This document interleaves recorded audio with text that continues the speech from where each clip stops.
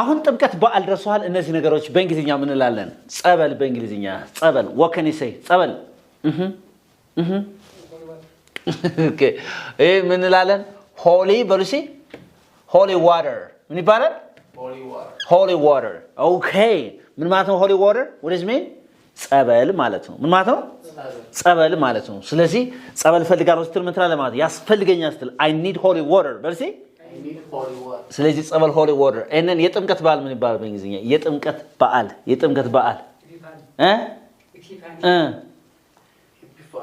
epiphany say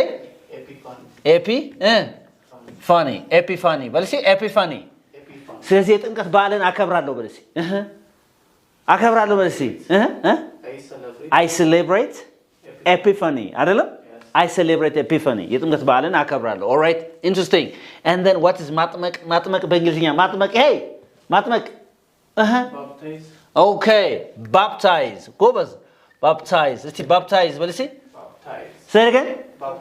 baptize አሁን ምን ታረጋለህ መሰለህ ዮሐንስ ክርስቶስን አጠመቀው በለኝ እስቲ John baptized Christ say again John baptized Christ ታቦት በእንግሊዝኛ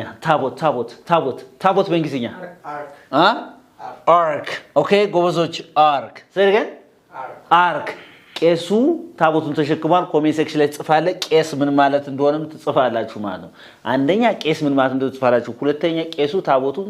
ተሸክሟል ብላችሁ ቁጭ ታረጋላችሁ all right thank you for watching this is Unique English where you can learn English uniquely anybody who is interested in learning online or face-to-face classes መማር ፈልግ በአካል ወይም በኦንላይን ካለ ይደውልልን CMC ሚካኤል እንገኛለን መልእክታችን ነው bye